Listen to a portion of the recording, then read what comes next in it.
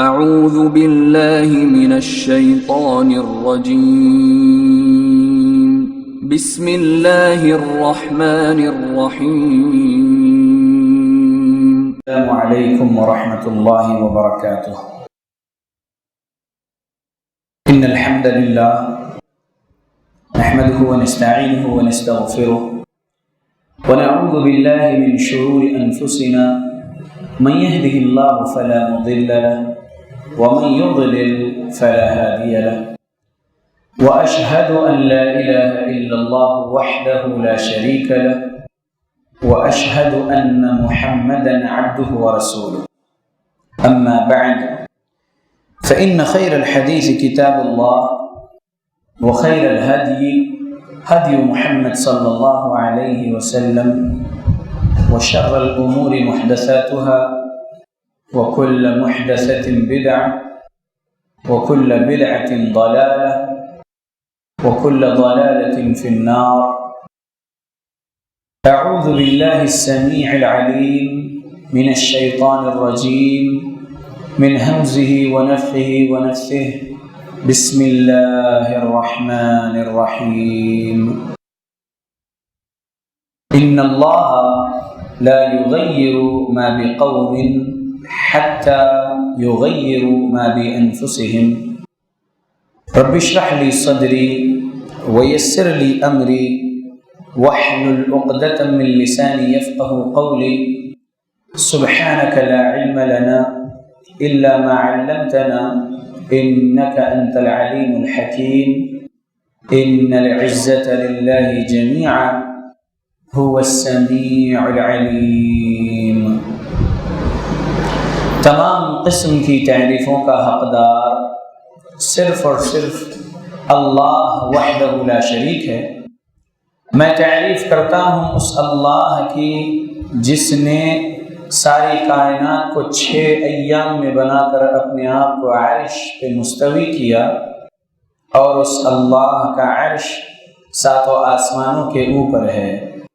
پڑھتا ہوں میں درود، اور آپ سب بھی پڑھیں درود اللہ کے آخری نبی آخری رسول محمد صلی اللہ علیہ وسلم پر، جس رحمت للعالمین پر درود پڑھنے کا حکم دیا ہے اللہ رب العالمین نے۔ اللہم صلی علی محمد وعلی آل محمد کما صلیت علی ابراہیم وعلی آل ابراہیم انک حمید مجید۔ اللہم بارک علی محمد وعلی آل محمد كما باركت على إبراهيم وعلى آل إبراهيم إنك حميد مجيد۔ سامعین، آج 2 جولائی 2016 رمضان المبارک کا مہینہ، اس رمضان کی 4تھی رات 27ویں شب، اس مسجد بلال میں ہم جمع ہیں اللہ کی رضا حاصل کرنے کے لیے، اللہ کے قرآن اور رسول اللہ صلی اللہ علیہ وسلم کی احادیث کو مختصر وقت میں سیکھنے کے لیے، مختصر سی باتیں اس کتاب و سنت کی۔ آج ہمارے اس درس کا عنوان ہے کبیرہ گناہوں سے بچیے، کبیرہ گناہوں سے بچیے۔ اللہ رب العالمین نے قرآن مجید میں 4 پارے میں سورہ نساء میں 31 نمبر والی غالباً آیت ہے، ان تجتنبوا کبائر ما تنہون عنہ نکفر عنکم سیئاتکم وندخلکم مدخلا کریما۔ 31 نمبر والی آیت 5ویں پارے میں سورہ نساء سورہ نمبر 4، ان تجتنبوا كبائر ما تنهون عنه نكفر عنكم سيئاتكم وندخلكم مدخلا كريما۔ ترجمہ اس آیت کا، اگر تم ان بڑے گناہوں سے بچتے رہو گے جن سے تم کو روکا جاتا ہے، تو ہم تمہارے چھوٹے گناہ دور کر دیں گے اور عزت و بزرگی کی جگہ داخل کریں گے۔ یہ اللہ کا قرآن ہے۔ اللہ کے قرآن کی اس آیت میں بڑا سبق ہے۔ یہ ایک آیت میں آپ کے سامنے سنایا ہوں.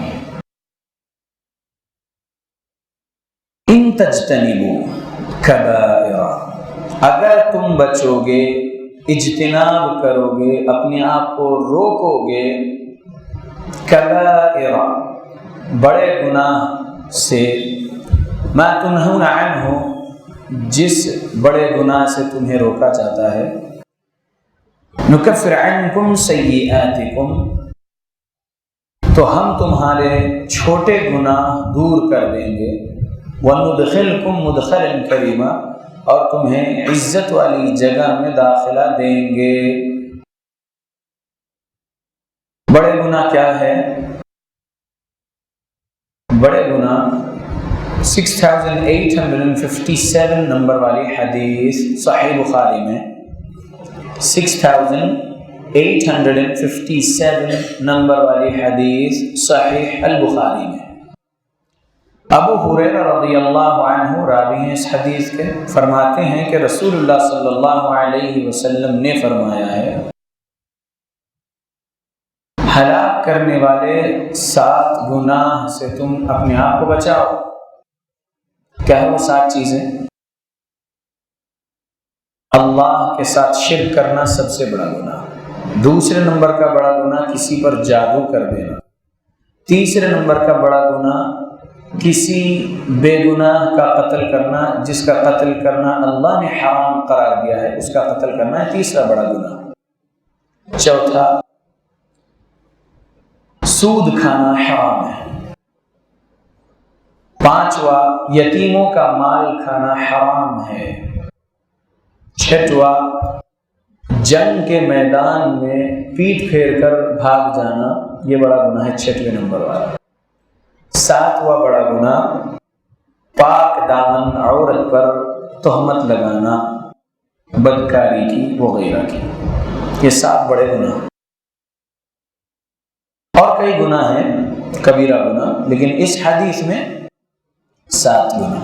پہلے نمبر پہ کیا ہے؟ اللہ کے ساتھ کسی کو شریک ٹھہرانا، یہ سب سے بڑا گناہ ہے. قسم اللہ کی، شرک کرنے والے کبھی جنت میں نہیں جائیں گے، ہمیشہ جہنم کی آگ میں رہیں گے. اللہ نے فرمایا ہے یہ بات. اللہ نے فرمایا سورہ نساء سورہ نمبر 4 آیت نمبر 48 میں، ان اللہ بے شک اللہ لا یغفر نہیں بخشے گا ان یشرک بہ ویغفر ما دون ذلک لمن یشاء. جو کوئی بھی اللہ کا بندہ شرک کرے گا، اللہ اس کو کبھی نہیں بخشیں گے اور وہ بندہ جہنم کی آگ میں ہمیشہ رہے گا. اللہ رب العالمین چاہیں گے تو اس کے دیگر دوسرے گناہ معاف کر دیں گے، لیکن شرک کا گناہ نہیں معاف ہوگا. شرک کیا چیز کا نام ہے؟ مختصر میں سمجھ لیجئے شرک کیا چیز کا نام ہے. شرک اللہ کی ذات میں کسی کو شریک ٹھہرانا، اللہ کے صفات میں کسی کو شریک کرنا، اللہ کے لیے جو عبادات کرنا ہے، ان عبادات کی جتنی اقسام ہیں اس میں کسی بندے کو یا کسی مخلوق کو شریک کرنا، یہ شرک کہلاتا ہے.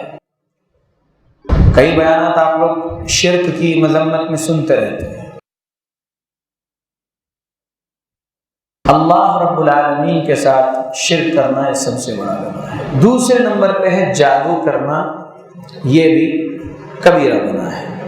جادو کفر ہے، جادو سیکھنا بھی کفر ہے، جادو کرنا بھی کفر ہے، جادوگر کے پاس جا کر کسی پر جادو کروانا بھی کفر ہے. اور اگر جادو ہو گیا تو اس جادو کے اثر کو کاٹنے کے لیے کسی جادوگر کے پاس جا کر علاج کروانا جادو سے، یہ بھی کفر ہے. جی ہاں، اللہ کے نبی صلی اللہ علیہ وسلم کی حدیث ہے، 3904 نمبر والی حدیث سنن ابو داود کی. اللہ کے نبی فرمائے، من اتی کاہنا او عرافا فصدقه بما يقول فقد كفر بما انزل على محمد صلی اللہ علیہ وسلم. ترجمہ اس حدیث کا، نبی صلی اللہ علیہ وسلم نے فرمایا ہے جو کوئی بھی شخص کسی کاہن کے پاس یعنی غیب کی خبریں سنانے کا دعویٰ کرنے والے شخص کے پاس گیا ہو اور فصدقہ بما یقول اس نے جو کہا اس کی بات کی تصدیق کر لیتا ہو تو ایسا شخص کیا کیا؟ فقد کفر بما انزل علی محمد یقیناً اس بندے نے کفر کیا ہے اس چیز سے جو محمد صلی اللہ علیہ وسلم پر نازل کیا گیا ہے۔ کیا نازل ہوا محمد رسول اللہ صلی اللہ علیہ وسلم پر؟ کیا نازل ہوا؟ صرف قرآن اور حدیث بھی؟ قرآن نازل ہوا اور قرآن کی تفسیر حدیث بھی، ٹھیک ہے۔ اللہ کے نبی صلی اللہ علیہ وسلم کی حدیث 4604 نمبر والی حدیث سنن ابو داؤد میں ہے۔ محمد رسول اللہ صلی اللہ علیہ وسلم فرمائے الا انی اوتیت الکتاب ومثلہ معہ، آگاہ ہو جاؤ مجھے عطا کیا گیا ہے کتاب اور اس جیسی ایک چیز اس کے ساتھ۔ کیا چیز ہے؟ قرآن کے ساتھ قرآن جیسی چیز، قرآن کی تفسیر، حدیث رسول صلی اللہ علیہ وسلم، ٹھیک ہے۔ تو محمد رسول اللہ صلی اللہ علیہ وسلم نے فرمایا ہے کہ آگاہ ہو جاؤ، عطا کیا گیا ہے کتاب اور اس جیسی ایک چیز اس کے ساتھ۔ تو قرآن اور حدیث دونوں بھی نازل ہوئے جیسی بات ہے یا نہیں ہے؟ تو اگر کوئی بندہ کسی جادوگر کے پاس جا کر علاج کروا رہا ہے تو وہ بندہ کیا کر رہا ہے؟ قرآن اور حدیث سے کفر کر رہا ہے۔ تو اللہ کے نبی صلی اللہ علیہ وسلم پر جو یہ شریعت اسلام قرآن و حدیث کی شکل میں نازل ہوئی ہے، اس سے کفر کرے گا تو وہ بندہ مسلمان باقی رہے گا؟ ہرگز نہیں رہے گا۔ لہذا کرنا کیا ہے؟ کرنا یہ ہے کہ اگر کسی بندے پر جادو کا کچھ اثر ہو جائے تو علاج قرآن سے ہی کرنا ہے۔ محمد رسول اللہ صلی اللہ علیہ وسلم کی احادیث میں جو دعائیں سکھائی گئی ہیں ان دعاؤں سے اپنا علاج کرنا ہے۔ عجوا کھجور سے اپنا علاج کرنا ہے، کلونجی کے بیج سے اپنا علاج کرنا ہے، شہد سے اپنا علاج کرنا ہے، زمزم کے پانی سے اپنا علاج کرنا ہے۔ شفا دینے والے کون؟ صرف اللہ۔ محمد رسول اللہ صلی اللہ علیہ وسلم اپنے آپ کو شفا نہیں دے سکے جس وقت آپ پر جادو کیا گیا تھا۔ معلوم ہے آپ کو کہ رسول اللہ پر جادو کیا گیا تھا؟ دلیل 5763 5763 نمبر والی حدیث صحیح بخاری کی ہے کہ رسول اللہ صلی اللہ علیہ وسلم پر جادو کیا تھا لبید بن اعصم نام کے ایک یہودی نے۔ تو اللہ کے نبی صلی اللہ علیہ وسلم کو شفا کس نے دی ہے؟ اللہ رب العالمین نے شفا دی۔ جب رسول اللہ صلی اللہ علیہ وسلم اپنے آپ کو شفا نہیں دے سکتے، اللہ ہی نے رسول اللہ صلی اللہ علیہ وسلم کو شفا دیے، تو آج رسول اللہ صلی اللہ علیہ وسلم کے انتقال کو کئی سو سال ہو چکے ہیں، تو رسول اللہ صلی اللہ علیہ وسلم کی قبر سے آج کوئی شفا پا سکتا کیا؟ کیا رسول اللہ صلی اللہ علیہ وسلم کی امت میں جو بزرگان دین گزرے ہیں ان کی قبروں سے کوئی شفا پا سکتا کیا؟ کیا جو امتی آج زندہ ہے رسول اللہ صلی اللہ علیہ وسلم کے، ان میں جو بزرگ لوگ ہیں اور عالم فاضل مفتی وغیرہ لوگ ہیں، ایسے لوگ شفا دے سکتے کیا؟ مجاور وغیرہ لوگ شفا دے سکتے؟ مرشد وغیرہ لوگ شفا دے سکتے کیا کسی کو بھی؟ قسم اللہ کی ہرگز کوئی شفا نہیں دے سکتا سوائے اللہ کے۔ اللہ رب العالمین ہی الشافی ہے، شفا دینے والا، ٹھیک ہے۔ تو جادو کا توڑ کہاں پر ہے؟ قرآن میں اور حدیث میں انشاءاللہ، ٹھیک ہے۔ تو کبھی ہم انشاءاللہ کاہنوں کے پاس نہیں جائیں گے۔ ایک بات یہاں پر اور ہے، 2230 نمبر والی حدیث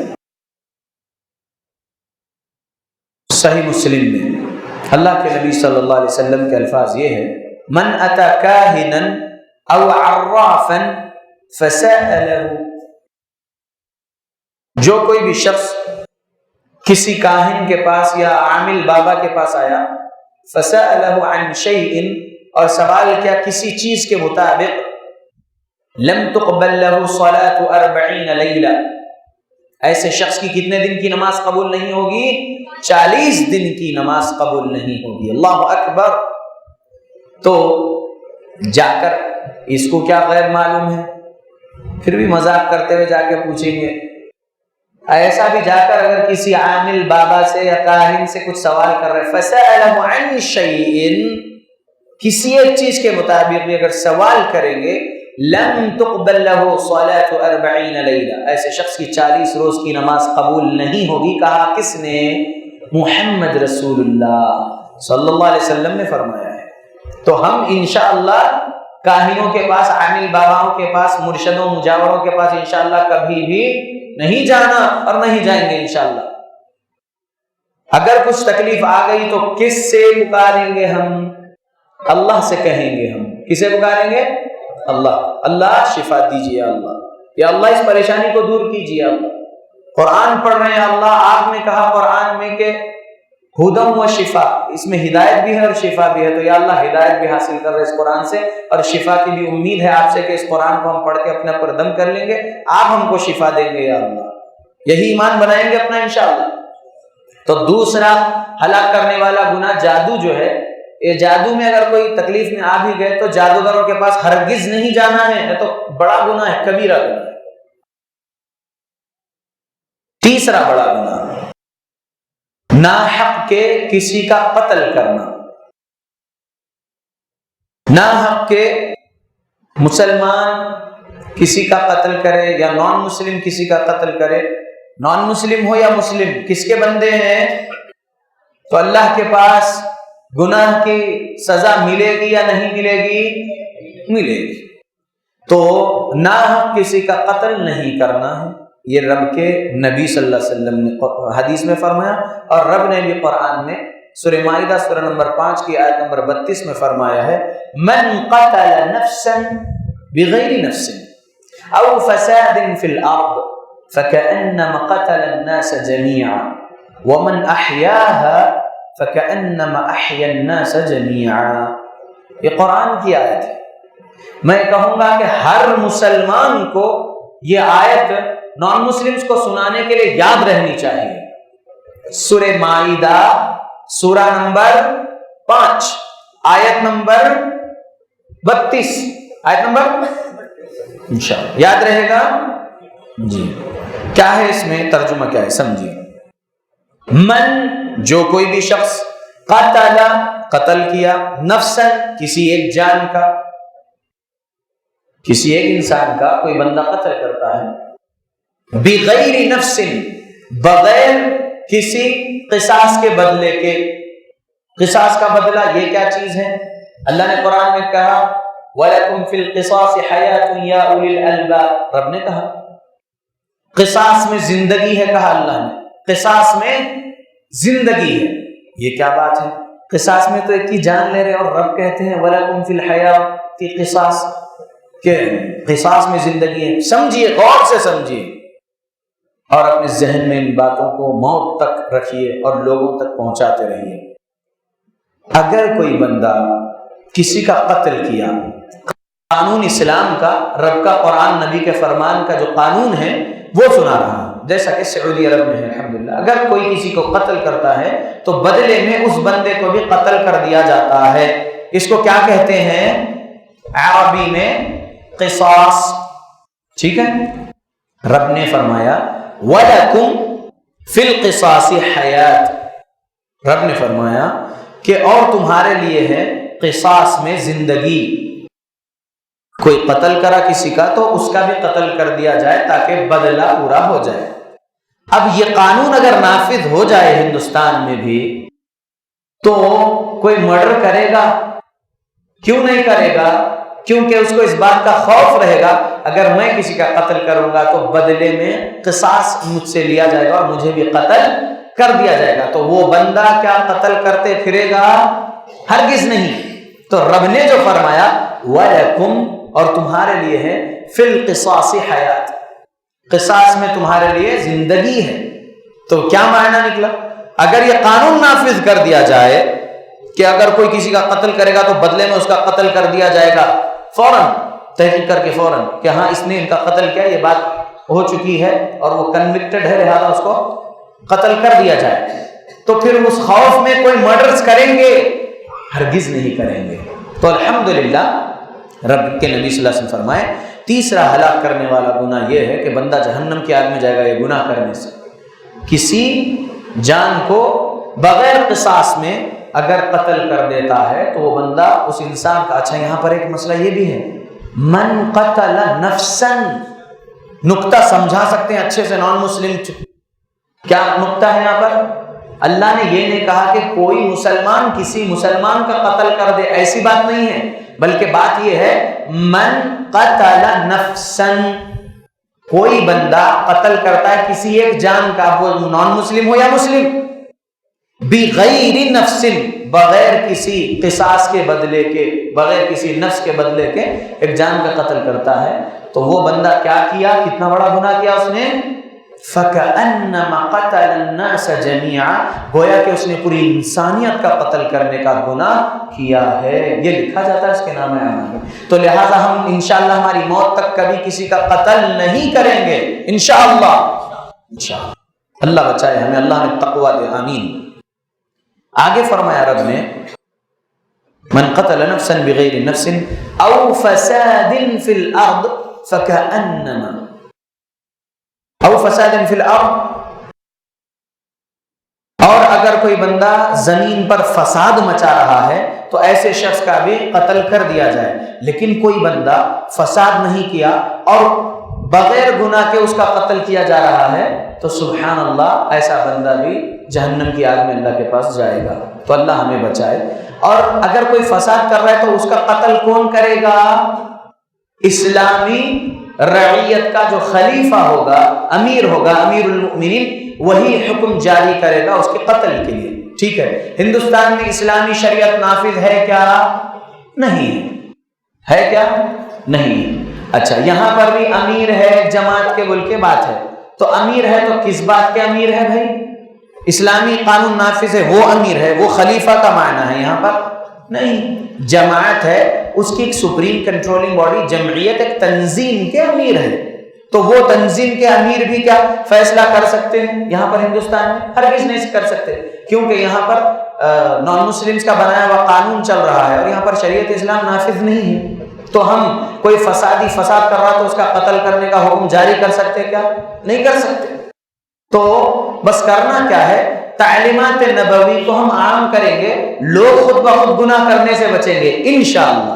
تو دعوت و تبلیغ کا کام سب سے بڑا ہم کر سکتے اس دار الکفر میں، کریں گے انشاءاللہ دعوت و تبلیغ کا کام، تاکہ کیا ہو؟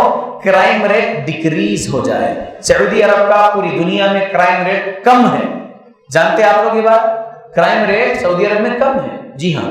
تو اللہ ہماری حفاظت کرے اور ہم کو علم دے، تقوی والا علم، تاکہ ہم اس تقوی کے ساتھ اس علم پر عمل کرتے ہوئے صحیح علم کی تقوی کے ساتھ تبلیغ کرنے والے بنے، تاکہ کرمنلز خود جو ہے اسلام قبول کرتے ہوئے، اسلام کی تعلیمات کو قبول کرتے ہوئے اس پر عمل کرنے والے بن جائے، تاکہ کرائم ختم ہو۔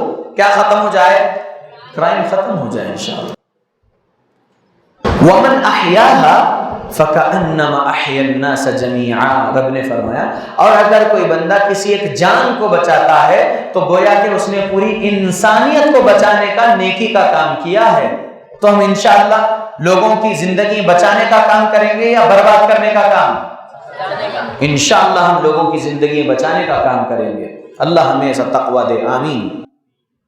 تیسرا ہلاک کرنے والا گناہ یہ ہے کہ اللہ نے جس کا قتل کرنا حرام کیا، وہ بندے کا اگر کوئی قتل کر دیتا ہے تو ایسا بندہ جہنم کی آگ میں جائے گا۔ یہ تیسرا ہلاک کرنے والا کبیرہ گناہ۔ چوتھا گناہ سود کھانا۔ کیا کھانا؟ سود کھانا، یہ چوتھا گناہ ہے، اور رب نے حرام کہا سود کو۔ سود کو کیا کہا اللہ نے؟ سورہ بقرہ سورہ نمبر 2 کی آیت نمبر 275 سے 279، 275 سے 279 تک جب آپ پڑھیں گے تو آپ کو سبق ملے گا کہ سود حرام ہے۔ اس میں سے ایک آیت پڑھ دیتا ہوں۔ رب نے فرمایا ہے احل اللہ البیع وحرم الربا، اللہ نے کیا کیا ہے؟ حلال کیا ہے تجارت، حرام کیا ہے سود۔ تو ہمیں کرنا کیا چاہیے؟ تجارت. اچھا، اس تجارت میں سودی لین دین کر سکتے کیا؟ ہرگز نہیں کر سکتے. صحیح بخاری حدیث نمبر 2086، جابر رضی اللہ عنہ راوی ہیں، محمد رسول اللہ صلی اللہ علیہ وسلم نے فرمایا، بولیے صلی اللہ علیہ وسلم نے فرمایا ہے کہ سود کا گناہ 4 لوگوں میں برابر ہے. جیسے سود دینے والا گنہگار، سود لینے والا بھی اتنا ہی گنہگار، سود کے لیے لکھنے والا تحریر کرنے والا بھی اتنا ہی گنہگار، اور سود کے لیے گواہی دینے والا بھی اتنا ہی گنہگار. چاروں گناہ میں برابر ہیں کہا رسول اللہ صلی اللہ علیہ وسلم نے. تو سود سے ہمیں بچنا چاہیے. سنن ابن ماجہ حدیث نمبر 2275 ہے.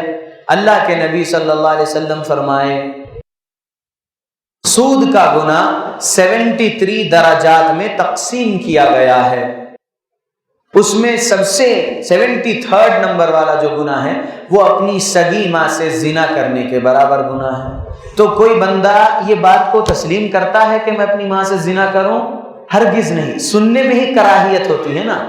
تو پھر سود لینے والوں کو یہ سمجھنا چاہیے کہ اتنا بڑا گناہ ہے سود لینا، لہذا ہمیں سود سے بچنا چاہیے.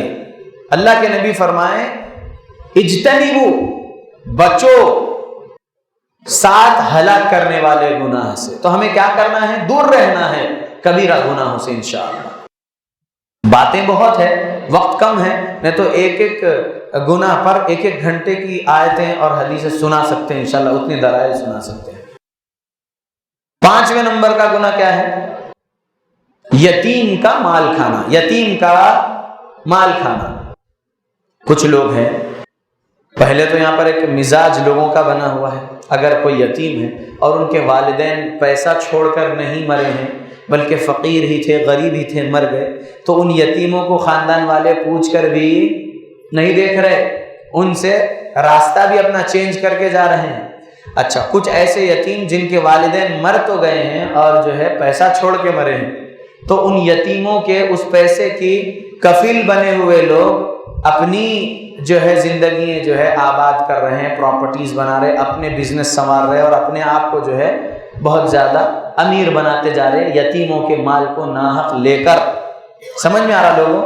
تو یتیموں کے مال کو ناجائز طریقے سے ہو یا جس بھی طریقے سے ہو حرام ہے کھانا.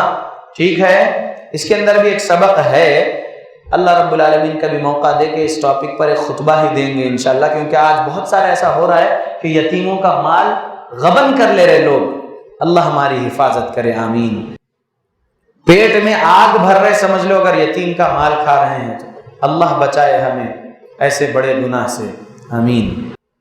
6واں گناہ رب نے فرمایا، رب کے نبی نے فرمایا، جو میں حدیث آپ کو سنا رہا ہوں 6857 نمبر والی حدیث صحیح بخاری کی، جس میں 7 ہلاک کرنے والے گناہ رب کے نبی نے بیان کیا. اس میں 6واں گناہ ہے جنگ کے میدان میں جنگ چل رہی ہو اور اس جنگ کے دوران میں پیٹھ دکھا کر دشمن کو بھاگنا. یہ چیز کبیرہ گناہ میں ہے اور یہ بندہ بھی اللہ کے پاس جہنم کی آگ میں جائے گا. ابھی تو یہاں پر جنگ کا کوئی معاملہ ہے نہیں ہے. کیا ہندوستان میں جنگ کرنے کا کوئی معاملہ؟ اب اللہ ہی جانتے ہیں کہ خلیفۃ المؤمنین کب آئیں گے اور کب مسلمان ان کے ہاتھ پر بیعت کریں گے، اور پھر کب جو ہے جہاد نام کی جو پاک لڑائی ہوتی ہے اللہ کی رضا کے لیے، وہ کب ہوگا؟ اللہ کو اس کا علم ہے.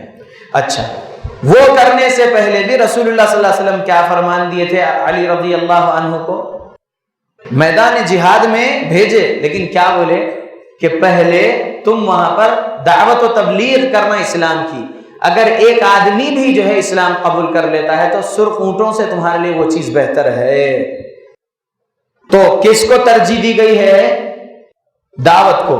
تو میدان جہاد کا بھی لگا ہوا ہو اور وہاں پر بھی اگر دعوت و تبلیغ کا کام کر دیا جائے، لوگ اگر اسلام قبول کرے تو بہت بڑا اجر کا کام کرنے کے برابر ہے، الحمدللہ.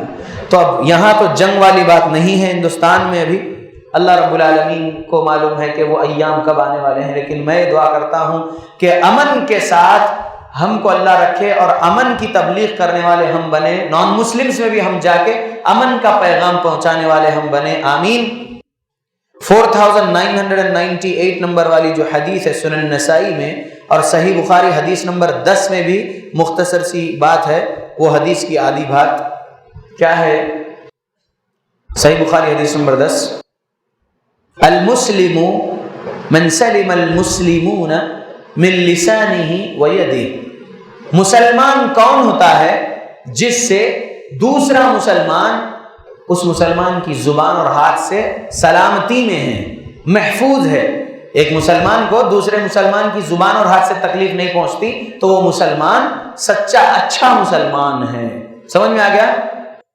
4998 نمبر والی حدیث سنن نسائی میں کیا ہے؟ المسلم من سلم المسلمون من لسانه ويده والمؤمن من امنه الناس، مومن کون ہوتا ہے جس سے پوری انسانیت امن میں آ جاتی ہے، پوری انسانیت امن میں آ جاتی ہے۔ کس بات سے امن میں آ جاتی ہے؟ علی دمائہم و اموالہم، پوری انسانیت اس بات کے یقین میں رہتی ہے، اعتماد میں رہتی ہے، ایک مومن شخص سے، نان مسلمز بھی اس بات کے یقین میں رہتے ہیں کہ اس مومن سے ہمارے جان کو اور ہمارے مال کو کوئی نقصان نہیں ہے۔ تو الحمدللہ ہم اللہ سے پھر کیا دعا کرنا چاہیے؟ یا اللہ ہم مسلمان ہمیں مومن بنا دیجئے تاکہ جو نان مسلمز بھی ہے وہ بھی ہم سے اس یقین و اعتماد میں رہے کہ ان نان مسلم سے ہم کو ہماری جان یا ہمارے مال کو کوئی نقصان نہیں ہے۔ پھر ہم ان کو تبلیغ بھی کرنا اسلام کی تعلیمات ان تک پہنچانا کہ یہ رب کا قرآن ہے اور یہ رسول اللہ صلی اللہ علیہ وسلم کی حدیث ہے، آپ سنیے، سمجھیے، اسلام قبول کریے، کیونکہ آپ کو اور ہم سب کو پیدا کرنے والا صرف اور صرف ایک اللہ ہے اور اسی کا پورا نظام اس کائنات میں جو چل رہا ہے، اسی کی دی ہوئی ہواؤں سے سانس لے رہے ہیں اور اسی کے برسائے ہوئے پانی سے آپ اپنی پیاس بجھا رہے ہیں، اسی کے اگائے ہوئے اناج سے آپ اپنی بھوک مٹا رہے ہیں، اسی کے اگائے ہوئے روئی سے اور دیگر چیزوں سے آپ جو ہے اپنا کپڑا بنا کر پہن رہے ہیں۔ یہ سب جو کچھ بھی آپ کو مل رہا ہے اللہ ہی کا دیا ہوا ہے، تو ہمیں سمجھانا ہے اور انشاءاللہ سمجھائیں گے تو محبت اخلاق کے ساتھ اسلام قبول کرتے ہیں لوگ، کریں گے انشاءاللہ، تو کریں گے دعوت و تبلیغ کا کام انشاءاللہ۔ 7واں ہلاک کرنے والا گناہ جو جہنم میں پہنچائے گا وہ کون سا ہے؟ وہ ہے پاک دامن عورت پر تہمت لگانا، یہ کبیرہ گناہ ہے، اللہ سے ڈرنا چاہیے۔ عورتیں ہیں کہ آج کے اس بیان میں ہے، سن رہی ہیں؟ عورتیں بہت زیادہ ایک دوسری عورتوں پر جو ہے تہمتیں لگاتے ہیں، آج کل مرد بھی وہ کام کرنے لگ گئے ہیں، اللہ بچائے ہم کو، آمین۔ کہنا یہ چاہتا ہوں کہ اللہ سے ڈریے، اللہ کی جہنم سے ڈریے، ایسا کچھ کام نہ کیجئے جو کام کرنے سے آپ جہنم کی آگ میں جانے والے بن جائیں۔ اللہ کے بندو اللہ سے ڈرو جیسے ڈرنے کا حق ہے۔ تہمت نہیں لگانا ہے کسی پاک دامن عورت پر، اگر لگائیں گے تو یہ ہلاک کرنے والا گناہ جہنم میں پہنچائے گا۔ یہ 7واں نمبر والا گناہ، کبیرہ گناہ جو حدیث میں بیان کیا گیا۔ حدیث نمبر کوئی سنا سکتے ہیں؟ جو سنایا ایک حدیث ابھی مکمل ہوئی ہے، صحیح بخاری حدیث نمبر 6857 پریزنٹ رہی ہے۔ مطلب یہ کیوں بولتے ہیں، کیوں ہم یاد کرتے ہیں، کیوں یاد کر کے جو ہے سناتے ہیں لوگوں کو، تاکہ لوگ بھی یہ چیز سیکھیں اور کسی کے سامنے کل آپ تبلیغ کرنے کھڑے یا بیٹھے تو آپ بھی حدیث کی کتاب کا نام اور حدیث نمبرات کے ساتھ لوگوں کو بولنے والے بنے، تاکہ آپ کیا کر رہے ہیں، دلیل کے ساتھ تبلیغ کر رہے ہیں۔ الحمدللہ سامنے والے کو صرف ہوائی فائرنگ نہیں کر رہے ہیں یا پھر جو ہے ہوا میں باتیں کر رہے ہیں کہ جو ہے یہ ایسا آتا ہے، حدیث میں آتا ہے اور فلاں شیخ نے کہا تھا، فلاں بزرگ نے کہا تھا، ایسا نہیں۔ آپ کیا فرماتے ہیں لوگوں سے؟ اگر فرما رہے ہیں کل جا کر کسی سے تو ابو ہریرہ رضی اللہ عنہ نے فرمایا ہے کہ رسول اللہ صلی اللہ علیہ وسلم نے فرمایا، فلاں حدیث نمبر یہ ہے، فلاں حدیث کی کتاب کا نام یہ ہے اور حدیث یہ ہے۔ اللہ اکبر، تو کتنی مطلب مدلل بات رہے گی یا نہیں کہ بندہ بیان کرتا ہے اور دلیل نمبرات کے ساتھ بات کرتا ہے. تو انشاءاللہ یہ چیزیں سیکھیے. اللہ ہم سب کو جو ہے تقویٰ دے, آمین. کبیرہ گناہ اور کئی ہے. 88 نمبر والی حدیث صحیح مسلم میں, صحیح مسلم میں حدیث نمبر 88. اللہ کے نبی صلی اللہ علیہ وسلم فرمائے کہ کبیرہ گناہ کے بارے میں کیا میں تمہیں بتاؤں؟ اللہ کے نبی کے صحابہ بولے کیوں نہیں اللہ کے نبی صلی اللہ علیہ وسلم, ضرور بتائیے. تب نبی صلی اللہ علیہ وسلم نے 3 کبیرہ گناہ اس حدیث میں بیان کیے. پہلے نمبر پہ شرک, دوسرے نمبر پہ والدین کی نافرمانی. والدین کی نافرمانی کہاں پہنچا دے گی بندوں کو؟ اللہ کی جہنم بڑی ہولناک ہے. والدین کی نافرمانی نہ کیجیے. والدین کی نافرمانی کرنا کون سا گناہ ہے؟ کبیرہ گناہ ہے. یعنی آج کی ٹاپک سمجھ میں آ رہی ہے آپ لوگوں کو؟ ساتھ میں ہے میرے آپ لوگ انشاءاللہ. کبیرہ گناہ سے بچیے, یہ ٹاپک ہے. تو کبیرہ گناہوں کے بارے میں ذکر چل رہا ہے تاکہ ان سے ہم بچیں گے. تو جو چھوٹے چھوٹے گناہ ہوتے ہیں, بھول میں انجانے میں ہو جاتے ہیں, وہ تمام چھوٹے گناہ اللہ دور کر دیں گے. کہا نا کون سی آیت سنایا تھا میں آپ لوگوں کو؟ سورہ نساء کی آیت نمبر 31. الحمدللہ ایک آیت سنایا اور اس کی تفسیر کرتے بیٹھا ہوں, کیونکہ قرآن رمضان میں نازل ہوا اور درس قرآن ہی زیادہ ہو اس رمضان میں, اور اس ایک آیت کو سمجھانے کے لیے کئی احادیثوں سے اس ایک آیت کو سمجھاؤ. پورا ایک قرآن ایک دن میں نہیں سمجھا, دو ایک آیت ہی سمجھاؤ, اچھے انداز میں سمجھاؤ. اس ایک آیت کو سمجھانے کے لیے کئی احادیث کو جو ہے سناؤ لوگوں کے سامنے. یہ میں چاہتا ہوں تاکہ لوگوں کے ذہن میں بات اچھے سے بیٹھ جائے اور پھر وہ اس گناہ سے بچ کر, اس گناہ کو چھوڑ کر یا اس گناہ سے دور رہتے ہوئے, اللہ کی جہنم سے ڈرتے ہوئے, اللہ سے ڈرتے ہوئے عمل کرنے والے بنے رہیں اپنی موت تک انشاءاللہ. کبیرہ گناہ میں 88 نمبر والی حدیث جو صحیح مسلم میں ہے, اس میں 3 کبیرہ گناہ بیان کیے گئے. اس کے اندر پہلا گناہ شرک, دوسرا گناہ کیا بیان کیا اللہ کے نبی صلی اللہ علیہ وسلم؟ والدین کی نافرمانی دوسرا کبیرہ گناہ ہے. تو کریں گے والدین کی نافرمانی, اگر کریں گے تو جہنم کی آگ میں جائیں گے, اگر کریں گے تو جہنم کی آگ میں جائیں گے. ایک آیت سنیے, اللہ رب العالمین نے فرمایا ہے سورہ بنی اسرائیل سورہ نمبر 17 15واں پارہ, اس کی آیت نمبر 23. رب نے فرمایا وَقَضَى رَبُّكَ أَلَّا تَعْبُدُوا إِلَّا إِيَّاهُ وَبِالْوَالِدَيْنِ إِحْسَانًا. یہاں پر غور کیجئے رب کیا فرماتے ہیں. وَقَضَى رَبُّكَ, اور فیصلہ کیا ہے تمہارے رب نے, أَلَّا تَعْبُدُوا إِلَّا إِيَّاهُ, کہ تم عبادت کرو اس کے علاوہ کسی اور کی نہیں. تو کس کی عبادت کرنا ہے؟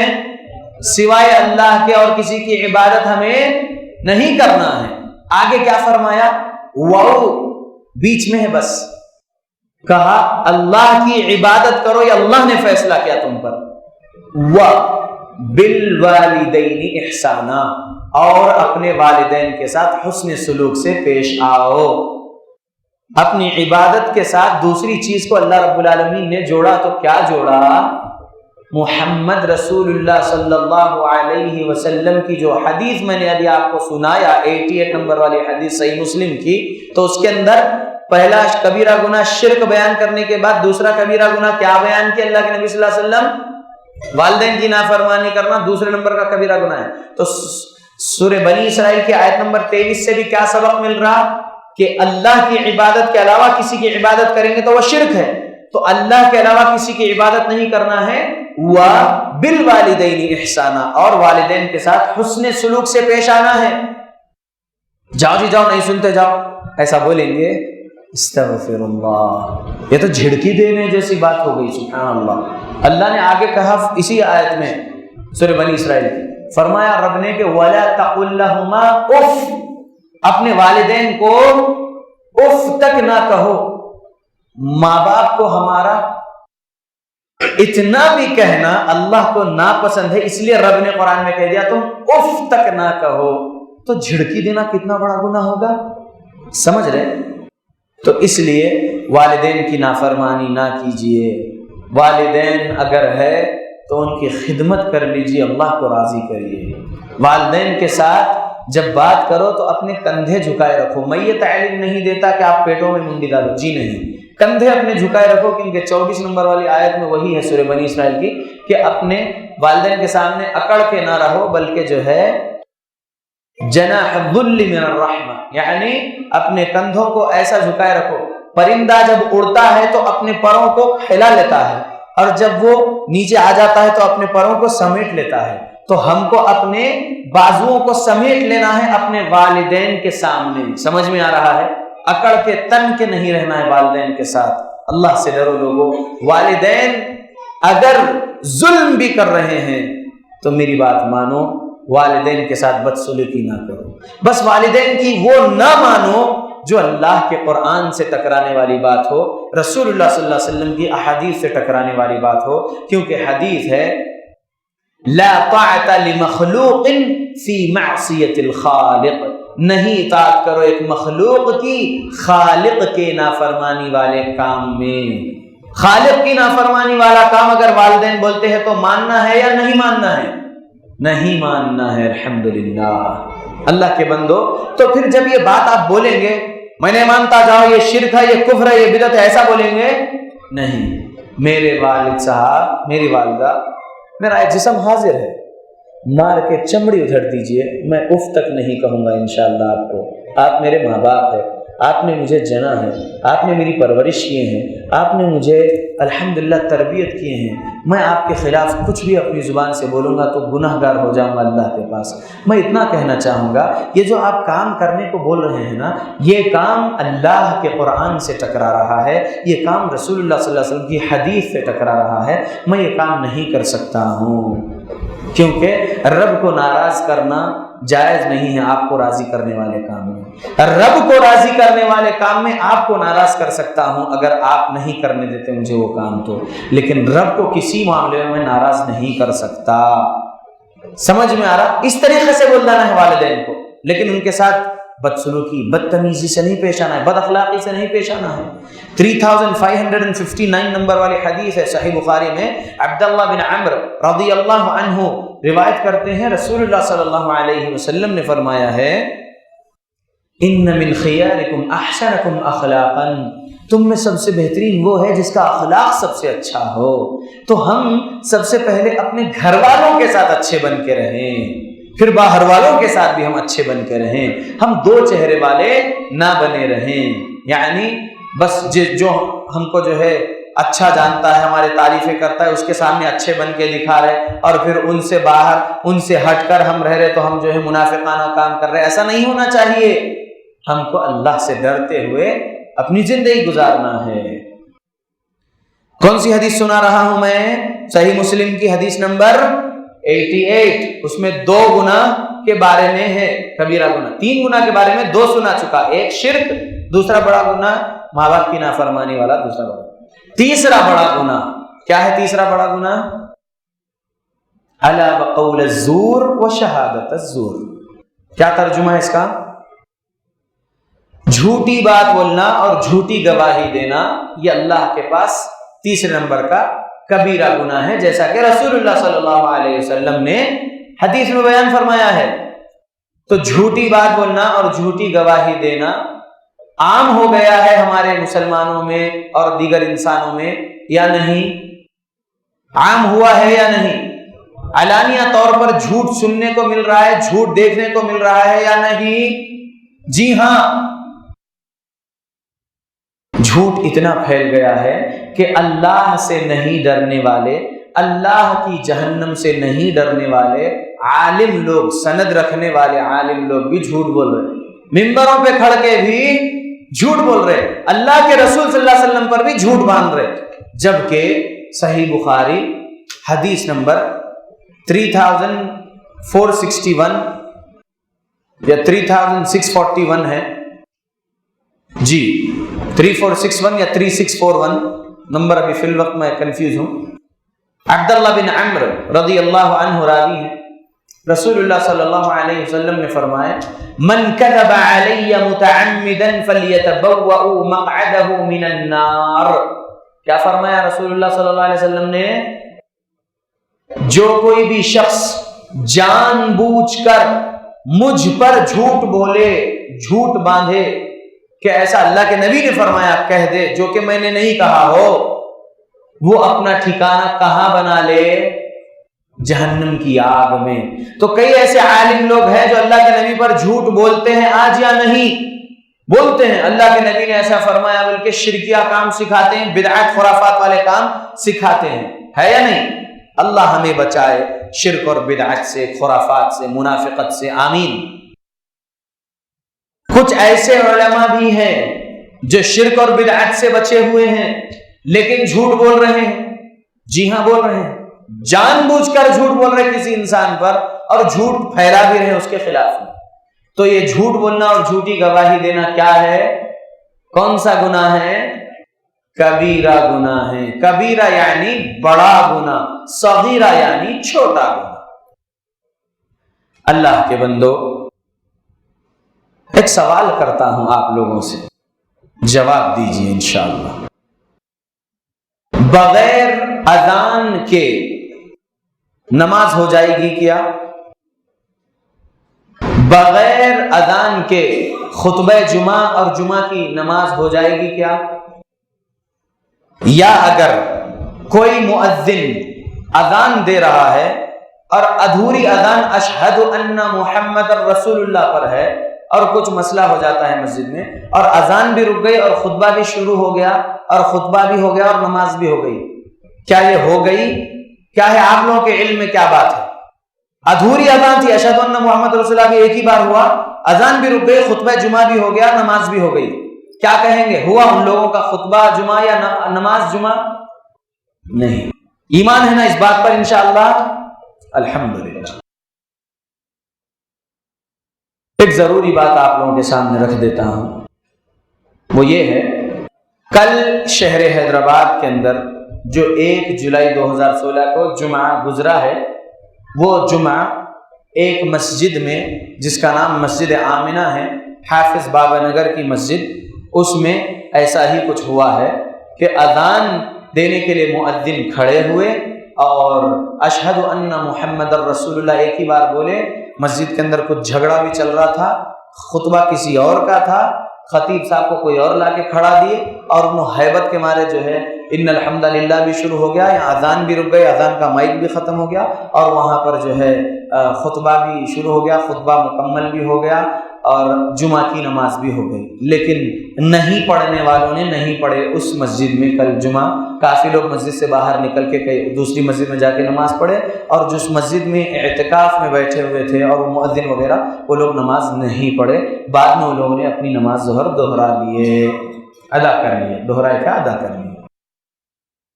ایسے بھی کام ہو رہے ہیں، استغفر اللہ، صرف کس چیز کے سبب؟ جھوٹ کے سبب۔ کس چیز کے سبب؟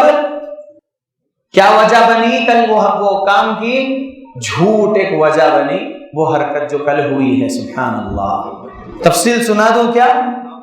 تفصیل سنا دوں انشاءاللہ۔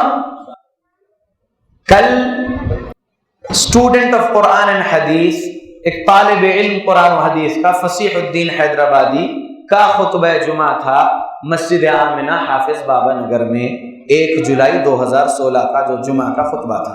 15 دن پہلے وہ جمعہ طے ہوا تھا اور وہ مسجد آمنہ حافظ بابا نگر سی بلاک کی سابقہ جمعیت اہل حدیث حیدرآباد و سکندرآباد کی نہیں تھی وہ مسجد۔ کوئی ایک مسجد کے متولی بزرگ آدمی تھے، انہوں نے اپنے نواسہ داماد کو صدر بنا رکھے تھے اس مسجد کا، اور پھر جو خطبہ طے ہوا تھا صدر صاحب کے پرمیشن پہ 15 دن بیفور ہمارا خطبہ طے ہو گیا تھا اسی رمضان میں، ٹھیک ہے۔ پھر کیا ہوا؟ 4 دن پہلے، کل کے جمعہ سے 4 دن پہلے یہ کال پر بات ملی کہ جو ہے کسی وجہ سے جو ہے پریشر ڈال رہے ہیں سابقہ جمعیت کے جنرل سیکریٹری شفیق عالم خان جامعی اس مسجد کے صدر کے بڑے بھائی پر کہ آپ نے ہم سے توصیہ لیے ہیں آپ مسجد بنانے کے لیے، مادن پیٹ میں حرمین نام کی مسجد بنانے کے لیے، لہذا آپ کے لیے ہم نے ایک مدد کرے، حرمین مسجد کے لیے چندہ آپ مانگنے کے لیے ہمارے پاس آئے، ہم نے آپ کو توصیہ دی۔ ایسی کچھ بات ہے جو میرے پاس پہنچی ہے۔ اب آپ کو کرنا یہ ہے کہ آپ کے بھائی جس مسجد کے صدر ہیں ان کو بول دیجئے کہ جو نئی جمعیت بنی ہوئی ہے فصیح الدین حیدرآبادی، حبیب عبدالقادر الحامد حفظہ اللہ وغیرہ کی، یہ جمعیت کے کوئی بھی افراد آ کے اس مسجد میں نہ خطبہ جمعہ دینا نہ ہی بیان کرنا، آپ اپنے بھائی سے بول دیجیے۔ تو وہ بننے والی جو مسجد ہے انشاءاللہ اللہ بنا دے آمین، وہ مسجد کو جو مادنہ پیٹ میں مسجد حرمین الحدیث کی مسجد بننے جا رہی ہے انشاءاللہ، وہ مسجد کے وہ جو شخص تھے وہ اپنے چھوٹے بھائی سے بولے کہ جو ہے یہ سب برخاست کرو، یہ نئی جمعیت کے لوگوں کا یہاں پر کرنا وغیرہ، ایسا ایسا مجھے جمعیت کے شفیق عالم نے کہا، سابقہ جمعیت کو۔ خیر، تو وہ بات ہو گئی، تو میرے پاس یہ بات پہنچی اور پھر وہ دونوں بھائیوں میں گھر میں جھگڑا بھی ہو گیا کچھ۔ جب یہ بات میرے پاس پہنچی تو میرا کام اخلاق کا یہ ہے کہ ٹھیک ہے بھائی، کیوں جھگڑا، کوئی مسئلہ نہیں، نہ وہ جمعیت کی مسجد ہے نہ ہماری مسجد ہے، وہ کسی ایک متولی کی ہے، انڈیویجول آدمی کی مسجد ہے، لہٰذا جو ہے، اور مسجد کسی انسان کی نہیں ہے، اللہ کا گھر ہے، لیکن وہ ذمہ دار ہے، وہ بنائے ہوں گے، خیر تو ان کی مرضی چلتی ہے اس مسجد پر۔ تو سبحان اللہ، میں نے کہا رہنے دیجئے، اور یہ مسجد کے صدر بول ہی رہے ہیں کہ جو ہے 1-1.5-2 مہینے کے بعد ہم بلا کے بات کر کے پھر آپ کا رکھائیں گے خطبہ جمعہ یا پروگرام۔ تو ہوا کیا، ہم نے خاموش بیٹھ گئے، لیکن اب میرا جمعہ کل کا طے کرنا تھا۔ تو ہمارے جمعیت اہل حدیث حیدرآباد اور سکندرآباد کے نائب امیر حسین باعم صاحب جو بارکس کے ہیں، ان سے میں نے کہا کہ شیخ ایسا ایسا ہوا تھا، خطبہ طے پھر کینسل ہو گیا، لہٰذا جو ہے خطبہ میرا طے کروا دیجئے۔ وہاں پر مساجد بہت ہے، کوئی نہ کوئی مسجد میں طے ہوتا ہے الحمدللہ، کینسل کہیں بھی نہیں ہوا آج تک اللہ کے فضل و کرم سے، لیکن کل کا پہلا جمعہ ایسا گیا جہاں پر میں کہیں بھی خطبہ نہیں پڑھا، بلکہ بارکس کی کسی ایک مسجد میں نے خطبہ پڑھ لیا۔ خیر، تو انہوں نے کہا نہیں شیخ آپ کا خطبہ ہوگا، کیونکہ مسجد آمنہ کو ہمارے بارکس کی مساجد سے تعاون ہوتے رہتا ہے، لہذا آپ کا اس مسجد میں خطبہ ہوگا، کیونکہ وہ جمعیت کی مسجد نہیں ہے، شفیق عالم کی مسجد نہیں ہے وہ، لہذا جو ہے ہم بات کریں گے۔ جا کے متولی سے بات کر لی پرسوں جمعرات کو، اور الحمدللہ خطبہ طے ہو گیا تھا۔ اب میں کل گھر سے سکندرآباد چلکے روڑے سے نکلا اور پہنچا چادر گھاٹ تک، تو مجھے کال آیا شیخ یہاں پر جو ہے حلقہ حافظ بابا نگر کے صدر عمران علی خان جو ہے، جو سابقہ جمعیت کے بنائے ہوئے صدر ہے حلقہ حافظ بابا نگر کے، وہ کچھ لوگوں کے لے کر آئے اور بول رہے ہیں یہاں فصیح الدین کا خطبہ نہیں ہونے دیں گے، نہیں ہونا وغیرہ۔ تو کیا بولتے، میں نے کہا ہم قانونی حیثیت والی جمعیت ہے الحمدللہ، اور اللہ کے بندوں نے مجھے تلنگانہ صوبے کا، پورے اسٹیٹ تلنگانہ کا صوبائی جمعیت اہل حدیث کا امیر بنائے ہیں، لہذا میں ڈپارٹمنٹ میں بات کرتا ہوں، میں آ رہا ہوں خطبہ دینے، آپ گھبرانے کی ضرورت نہیں ہے، قانون ہماری مدد کرے گا، کیونکہ قانونی حیثیت ہماری ہے، سابقہ جمعیت کی قانونی حیثیت نہیں ہے۔ میں نے فون پہ رکھ دیا، لیکن میرا کام تھا کہ میں جو بزرگ نے خطبہ رکھائے تھے ان کو کال لگانا، انہوں نے حسین باعم صاحب کو فون لگا کے بولا کہ ایسا ہوا ہے فون پر، میں پہنچ رہا ہوں مسجد، آپ آئیے خطبہ ہوگا بولے۔ وہ پہنچ گئے مسجد، اور میں ابھی جو ہے اویسی ہاسپٹل تک پہنچا تھا، دوسرا کال آ گیا کہ یہاں پر بارکس کے عمر وحلان جو ہے، عمر وحلان کے ساتھ قبا مسجد کے اسلم وغیرہ بھی آئے ہیں، بہت زیادہ ہنگامہ کر رہے، اور جو ہے یہاں پر ایک ساتھی نے سلام کرے انس بھائی نام کے، عمر وحلان کو تو منافق وغیرہ بول دیے، سلام کا جواب بھی نہیں دیا، تو فصیح کا خطبہ کیسے رکھا تھا یہاں پر وغیرہ وغیرہ بول کے جھگڑا شروع کر دیے۔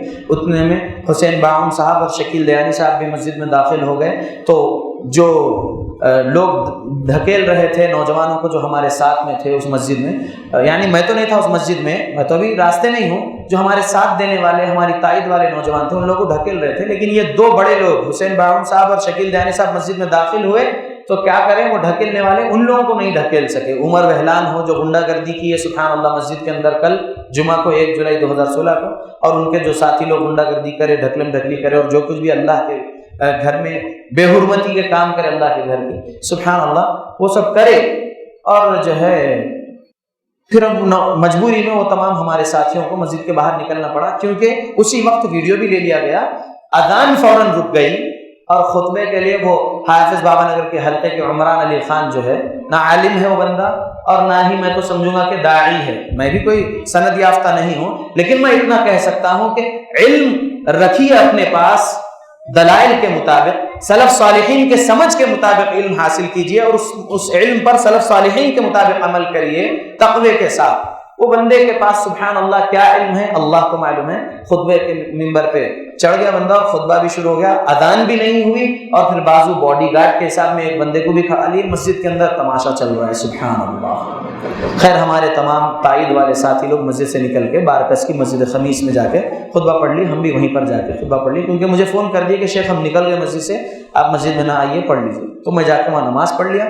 وہاں پڑھنے کے بعد میں ڈی سی پی ستیہ نارائن صاحب کو فون لگا ساؤتھ زون کے، ایسا ایسا ہوا، بول کے بولا نہیں، نماز سے پہلے ہی مسجد کو جانے کے راستے میں نے فون کر دیا، ایسا ایسا ہوا دیکھ۔ انہوں نے کہا ایریا پی ایس کنچن باغ پی ایس ہے، آپ وہاں جائیے اور جا کے جو ہے کمپلینٹ درج کریے، میں 4 مینار پر ڈیوٹی پر ہوں، وہاں پر مسجد مکہ مسجد پر ہوں، بولے ڈی سی پی۔ خیر میں گیا وہاں پر نماز پڑھ لیا مسجد خمیس بارکس میں۔ نماز پڑھنے کے بعد میں جو ہے تمام ساتھیوں کو لے کر ان تمام کی باتیں سنا، کیا کیا مسجد کے اندر ہوا ان کی موجودگی میں۔ پھر میں وہاں سے نکل کے سب کو کنچن باغ پی ایس میں لا کے کمپلینٹ دے دی ہم، تاکہ کچھ ایسے مسائل نہیں ہونا۔ پہلے شہر حیدرآباد میں اہل حدیث اور دیگر مسلمان ٹارگٹ ہو رہے، تو یہ مسائل نہیں ہونا مسلمانوں پر، ہم پہلے قانون سے اپروچ ہو، کیونکہ یہاں پر شرعی قانون نہیں ہے۔ اب جو قانون ہے اسی قانون کے پاس جاؤ اور اپنا مسئلہ لکھا دو کہ بھائی ہم پیس لونگ سٹیزنس آف اور کنٹری انڈیا ہے، الحمدللہ، ہم لا اینڈ آرڈر ڈسٹرب کرنے والے نہیں ہیں۔ ایسا لا اینڈ آرڈر ڈسٹرب کرنے والے ہمارے ہی مسلمان بھائیوں میں سے، ہمارے ہی عقیدے والے کچھ آ کے جو ہے ایسا ہنگامہ کیے، لہٰذا جو ہے ہم آ کے پہلے سے درج کروا دے رہے، بلکہ ہم نے کر دیا۔ اب باہر میں نے جو ہے کچھ بات کیا پولیس اسٹیشن میں، جو کرنا تھا بات چیت ہو گئی، تفصیل اپنے پورے ڈاکیومنٹس ہم بتا دیے کہ ہم قانونی حیثیت والی جمعیت ہے، صوبائی اور شہری، سابقہ والے نہیں ہیں۔ وہ تمام بھی آ گئے تھے پی ایس میں، بہت ساری ادھر ادھر کی جھوٹی باتیں بولے وغیرہ وغیرہ۔ خیر اس کے بعد پھر پی ایس کے باہر نکل کے کل میں نے ایک ویڈیو چھوٹا، کل 2.5 منٹ کا شاید آپ لوگوں کے پاس پہنچا ہوگا، کنچن باغ پی ایس کے سامنے کا۔ مسلمان جو ہمارے ساتھی لوگ ہیں، ہمارے اہل حدیث بھائی لوگ، انہوں نے کہا کہ شیخ جماعت کہ عوام کو تکلیف ہو رہی ہے یہ دونوں جمعیتوں کے درمیان میں، اس کا کچھ مسئلہ کا حل نکالیے شیخ۔ میں نے کہا مسئلے کا حل یہی ہے کہ فصیح الدین حیدرآبادی اپنی مرضی سے نہیں بنا ہے صوبائی جمعیت اہل حدیث تلنگانہ کا امیر، بنایا گیا ہے الحمدللہ۔ ایک جنرل باڈی اہل حدیثوں کی کافی ہے الحمدللہ جنہوں نے مجھے بنائے ہیں، وہ بہت سارے لوگ ہیں ماشاءاللہ جو مجھے امیر بنائے ہیں الحمدللہ۔ یہ لوگ کہتے ہیں کہ بند کمرے میں 4 لوگ بیٹھ کے بنانی، ایسی بات نہیں ہے، یہ تو غلط باتیں بول رہے ہیں۔ خیر تو یہ جو جمعیت ہماری صوبائی ہے جو رجسٹرڈ، اور جمعیت اہل حدیث حیدرآباد اور سکندرآباد کے جو امیر حبیب عبد القادر الحامد حفظہ اللہ ہے، تو یہ دونوں بھی جمعیتیں جو ابھی 2 مہینے ہی ہوا ہے کچھ بن کر، میں نے کہا ہم تمام کے تمام استعفا دے دیتے ہیں، کیونکہ ہم عہدے کی لالچ میں یہ عہدے نہیں لے کر بیٹھے ہیں، ایک انقلاب لانے کے لیے۔ جو کرپشن ہو رہا تھا سابقہ جمعیت میں، اور جو کچھ بھی ظلم ہو رہا تھا جماعت کے احباب پر، جماعت کے داعیوں پر، جماعت کے عالموں پر، جماعت کی مسجدوں پر، یہ سابقہ جمعیت سے جو ظلم ہو رہا تھا، ان کے کاموں کو دیکھ کر اصلاح کی کئی کوشش کی گئی، اصلاح نہیں کرے، میں خود بھی حدیثیں بھی لکھ کر دیا، بہت کچھ بولا، لیکن وہ لوگ ہمارے اوپر بھی ظلم کرے اور کبھی اصلاح نہیں کر لی اپنی، تو اس لیے ہم کو یہ انقلاب لانے کے لیے قدم اٹھانا پڑا۔ اور جو رجسٹرڈ جمعیت ہم نے کرائے بھی ہے، اگر وہ جو نام آج رجسٹرڈ ہے جو بورڈ پر، سیم سپیلنگ جو ان لوگوں کی بھی ہے، لنگروز مرکز اور بی بی بازار چوراہا مرکز صوبائی شہری، تو سبحان اللہ اگر وہ رجسٹرڈ ہوتے تو کیا ہم کو ملتا رجسٹریشن گورنمنٹ میں؟ ایک ہی نام کی دونوں سوسائٹیز 2 لوگوں کو، الگ الگ لوگوں کو مل سکتی کیا؟ نہیں ملتی۔ وہ لوگ نہیں تھے، ان کے اپنوں پر جو ہے اندھیرا تھا، ہمارے لیے راستہ کھلا تھا، ہم نے ان کا سیم نام رجسٹرڈ کرا دیا الحمدللہ۔ اور اللہ کے فضل و کرم سے تقوی کے ساتھ کام کر رہے ہیں، لوگ آ رہے ہیں، جڑ رہے ہیں، مل رہے ہیں، دیکھ رہے ہیں، ہمارے بیانات میں بیٹھ رہے، علمی بیانات ہے، قرآن کی آیت سنا رہے، حدیث رسول سنا رہے، نمبرات بتا رہے آیتوں کا، حدیثوں کا، اس کا سمجھ جو سمجھانا ہے سلف صالحین کی سمجھ کے مطابق سمجھا رہے ہیں الحمدللہ۔ اللہ کا فضل و کرم ہے، ہم نہ کسی پر جھوٹے الزامات لگا رہے اور نہ ہی ہم لا اینڈ آرڈر ڈسٹرب کرنے والا کام کر رہے ہیں، ہرگز نہیں الحمدللہ۔ تو ہم نے کہا کہ ہم یہ ہے، ہم آج استعفا دے دیتے ہیں، شرط ہے کہ وہ تمام سابقہ صوبائی جمعیت والے اور تمام سابقہ شہری جمعیت حیدرآباد اور سکندرآباد والے، یہ لوگ استعفا دینا اور یہ عزم کرنا اور یہ لکھ کر دینا کہ ان کی موت تک کبھی یہ لوگ نہ کوئی حلقے کی ذمہ داری سنبھالیں گے، نہ جمعیت کی، نہ کوئی مسجد کی ذمہ داری سنبھالیں گے، نہ صدارتیں، نہ کوئی اور پوسٹ، بس مصلی بن کے رہو کسی بھی مسجدوں کے، جس مسجدوں میں تم جانا چاہتے ہو، لیکن اب تم کو کسی قسم کی ذمہ داریاں کوئی مسجد کی یا کوئی حلقے کی یا جمعیت کی نہیں ملے گی، اور نہ ہی اگر تم کوئی اور سسٹم کے طریقے سے بھی جیتنا چاہتے ہو، کھڑنا چاہتے ہو، نہیں ہونے دیں گے۔ وہ چیز تم عزم کر لو، آ جاؤ، ہم پورے ابھی جو استعفا دے دیتے ہیں انشاءاللہ، پوری اہل حدیث عوام ایک آج بھی انشاءاللہ تیسری کوئی مطلب جمعیت بنا دیتے ہیں، لیکن رجسٹر جو ہو چکی وہی بینر دے دیں گے، صوبائی جمعیت اہل حدیث تلنگانہ جو رجسٹرڈ ہو چکی ہے اس کو سنبھال لو، وہ پیپرز پورے لے لو ہم سے، امینڈمنٹ کر دے سکتے، پہلے یہ لوگ تمام تھے، اب یہ نئے نام آ گئے ہیں، یا لے لو انشاءاللہ، رجسٹر آفس میں جا کے نئے نام جمع کر دے سکتے، تو تیسرے لوگوں کو جمعیت بنا دو، اسٹیٹ لیول جمعیت، سٹی لیول جمعیت، نہ وہ رہو نہ ہم رہیں گے انشاءاللہ۔ مسئلے کا حل یہ ہے، کیونکہ ہم کو پیسے کی لالچ نہیں، ہم کو عہدے کی لالچ نہیں ہے، الحمدللہ اللہ کی توفیق ہے۔ اگر ہم کو عہدے اور پیسے کی لالچ ہے تب تو ہم جو ہے سبحان اللہ نہیں چھوڑیں گے عہدے، نہیں چھوڑتے جاؤ بولیں گے، لیکن ہم کو ایسا نہیں بولنا ہے، ہم تو یہ رکھ رہے سامنے تمہارے، اب قبول کرو، اب قبول اگر کر لیے تو الحمدللہ، تم کو بھی عہدے کی لالچ نہیں ہے، پیسے کی لالچ نہیں ہے، تم بھی توبہ کر چکے اپنے تمام گناہوں سے، اب مصلی بن کے رہ جانا چاہتے ہیں ایک مسجد کا اپنے علاقوں کی یا جہاں کے بھی موت تک، الحمدللہ تم ذمہ داری نہیں سنبھالنے کا عزم کر لو، ہم بھی عزم کر لیتے ہیں، خلاص مکمل معاملہ حل ہو جائے گا، ہوگا یا نہیں ہوگا؟ میں نے یہ کہا وہاں پر اور نکل گیا۔ گھر پہنچنے کے بعد افطار کے بعد فیس بک پہ دیکھا تو میری ٹائم لائن پہ فصیح کو اور اس کے ساتھیوں کو حافظ بابا نگر کی مسجد آمنہ میں مار کے ہکالے، ایسے میسیجز، بھگوڑے بھاگ گئے، ایسے میسیجز، استغفر اللہ۔ تو جھوٹ کے سبب کیا کچھ گمراہی پھیل رہی ہے، دیکھیے یہ اتنی داستان میں آپ کو جو سنایا ہوں، صحیح مسلم حدیث نمبر 88 جو سنایا کہ تیسرے نمبر کا جو کبیرہ گناہ ہے جو اللہ کے نبی فرمائے ہیں وہ کیا ہے؟ جھوٹ بولنا اور جھوٹی گواہی دینا، یہ جہنم میں پہنچانے والا عمل ہے۔ مومن جھوٹ نہیں بول سکتا، منافق جھوٹ بولتا ہے۔ صحیح بخاری حدیث نمبر 34 میں جو سبق ملا ہے کہ منافق جھوٹ بولتا ہے، مومن جھوٹ نہیں بول سکتا۔ تو جھوٹ بولنے کے سبب، جھوٹ کی وجہ سے کتنی گمراہی پھیل رہی ہے، سبحان اللہ۔ قسم اللہ کی جماعت اہل حدیث حق والی جماعت ہے، کیونکہ قرآن اور صحیح احادیث کی تعلیمات کے مطابق ایمان و عمل ہے اہل حدیثوں کا، یہ میں بول رہا ہوں آپ لوگوں کو۔ لیکن ہم قرآن اور حدیث کا علم حاصل کرتے ہوئے اس پر عمل کرنے کے جو ہے دعوے دار، الحمدللہ ہم میں ہی اگر کچھ نام نہاد اہل حدیث جھوٹ بولنے لگیں گے تو پوری جماعت بدنام ہو رہی ہے نہیں ہو رہی؟ تو ہمیں جھوٹ بولنا چاہیے کیا؟ ہرگز نہیں۔ اگر کسی سے کچھ سن بھی رہے کسی کے تعلق سے تو کیا اس کو بس پھیلا دیں گے؟ نہیں بھائی انہوں بولے بول کے پہلے تحقیق کرنا چاہیے۔ کوئی تحقیق نہیں کر رہا ہے بندہ، سبحان اللہ، بس جھوٹ اپنے طرف سے بیٹھ کے ان کو ایسا کیا گیا، ان کو ویسا کیا گیا۔ اللہ سے ڈرو اللہ کے بندو، اللہ کی جہنم بڑی ہولناک ہے۔ تو جھوٹ کے سبب میرے خلاف میں کل مسجد میں جمع ہوئے وہ تمام لوگ، اور جھوٹ کے وجہ سے ہی وہاں پر کل ہنگامہ کے 1 جولائی 2016 کو، اور جھوٹ کے سبب ہی وہاں پر اذان بھی روک دی گئی، سبحان اللہ، کیونکہ ہنگامے میں مؤذن کو بھی سمجھ میں نہیں آیا، سبحان اللہ، کیونکہ خطیب فوراً اٹھ گئے اور خطبہ شروع کر دیا، اذان بھی ختم نہیں ہوئی، ادھوری اذان میں۔ تو کیا کل ان لوگوں کا خطبہ ہوا؟ جمعہ ہوا؟ کل جمعہ کی نماز ہوئی؟ اذان ہی نہیں ہوئی، سبحان اللہ۔ سمجھ میں آ رہا کیا بولنا چاہ رہا ہوں؟ قسم اللہ کی ہم اہل حدیث مسلمان حق پر ہیں، ہم انشاءاللہ قرآن اور صحیح حدیث کے خلاف میں کچھ بھی نہیں کریں گے اور کچھ بھی نہیں سنیں گے۔ قرآن اور صحیح حدیث کی تعلیمات کو تقوی کے ساتھ حاصل کرتے ہوئے اس قرآن اور صحیح حدیث کی تعلیمات پر تقوی کے ساتھ عمل کریں گے، اور قرآن اور صحیح حدیث کی تعلیمات کے خلاف میں جو کوئی بھی لوگ کچھ بھی اعمال یا عقائد لوگوں میں پھیلاتے رہیں گے، ہم ان کے خلاف میں آواز اپنی بلند کریں گے اور بولیں گے کہ یہ اللہ کے قرآن کی مخالفت ہے اور یہ رسول اللہ کی مخالفت ہے، رسول اللہ کی احادیث کی مخالفت ہے۔ کہیں گے انشاءاللہ یا نہیں؟ اللہ کی قسم میں کھا کر کہتا ہوں کہ بندے آج اللہ کے جھوٹ اتنا بول رہے ہیں، بس بہت تھوڑے اللہ کے بندے بچے ہوئے ہیں جو جھوٹ نہیں بولتے ہیں، باقی بہت سارے لوگ جھوٹ بول رہے، جھوٹی بات کو پھیلا رہے، جھوٹی گواہی دیتے رہ رہے ہیں۔ اللہ کے بندو، اللہ کے نبی صلی اللہ علیہ وسلم پر قرآن نازل ہوا۔ قرآن میں 114 سوریں ہیں، مکی صورتیں اور مدنی صورتیں ہیں۔ مکی صورتیں پڑھیں گے تو اس میں اللہ رب العالمین کی وحدانیت کا علم ملے گا، رسول اللہ صلی اللہ علیہ وسلم کی رسالت کے بارے میں علم ملے گا، اور آخرت کے بارے میں علم ملے گا، ٹھیک ہے۔ مدنی صورتوں میں اللہ نے تزکیہ نفس کے لیے اسباب دے رکھے ہیں، یعنی ہم اپنے آپ کی نفس کا تزکیہ کرنا، ہم کیا کرنا چاہیے؟ ہمیں اپنے آپ کی نفس کو پاک کرنا ہے، گناہوں سے اپنے آپ کو ہمیں بچائے رکھنا ہے۔ کبیرہ گناہ سے ہم بچے رہیں گے تو کیا ہوگا؟ رب کیا فرماتے ہیں؟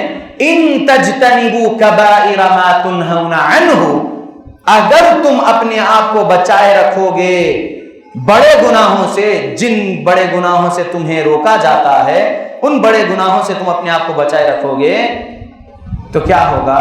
نکفر عنکم سیئاتکم، تو تمہارے چھوٹے چھوٹے جو گناہ ہیں وہ دور کر دیے جائیں گے۔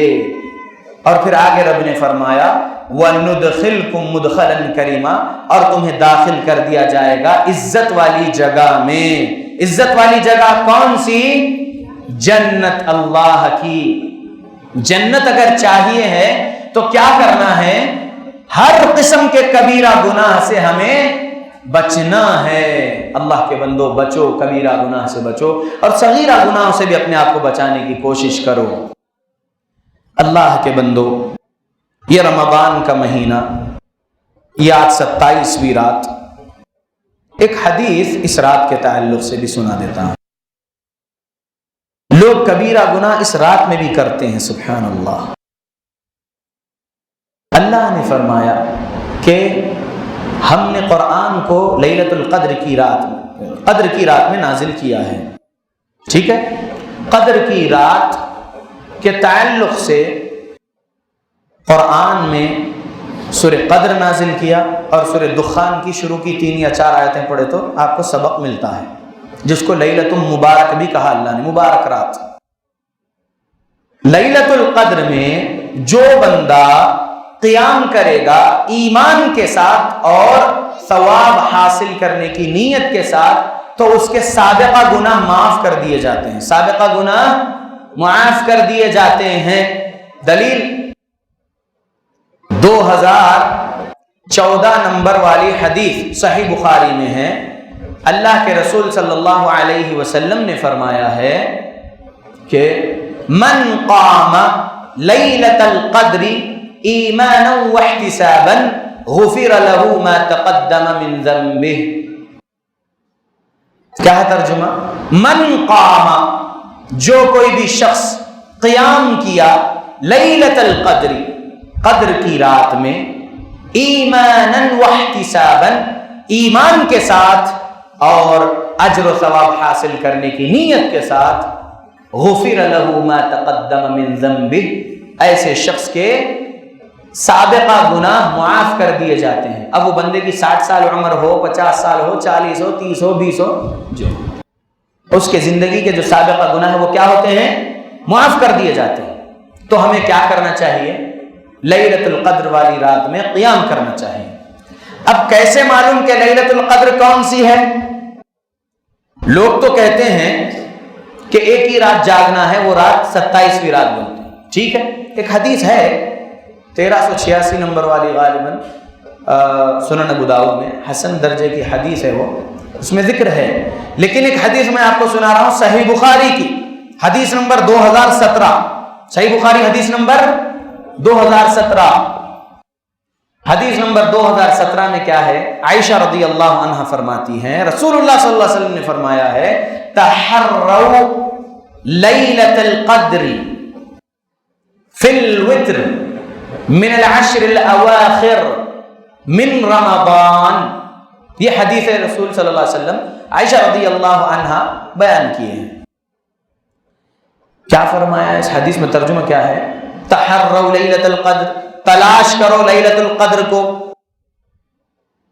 فی الوتر، طاق میں، من عشر الاواخر، آخری عشرے کی طاق راتوں میں، رمضان، من رمضان، رمضان کی آخری عشرے کی طاق راتوں میں کیا تلاش کرو؟ قدر والی رات کو تلاش کرو۔ کس نے فرمایا ہے؟ رسول اللہ صلی اللہ علیہ وسلم نے فرمایا ہے۔ عائشہ رضی اللہ عنہ روایت کرتے ہیں۔ تو اب 10 رات جاگنا ہے اور 5 طاق راتوں میں تلاش کرنا ہے، تو 5 تاخراتیں بھی ہم انشاءاللہ قیام کر لیں گے، یعنی اللہ کی بارگاہ میں کھڑے ہو کر قیام اللیل پڑھ لیں گے۔ اور اگر وہ 5 تاخراتوں میں کون سی رات لیلۃ القدر کی ہوگی تو ہمیں اجر و ثواب ملے گا، اور پھر اجر و ثواب کے ساتھ کیا ملے گا؟ ہمارے سابقہ زندگی کے گناہ معاف کر دیے جائیں گے۔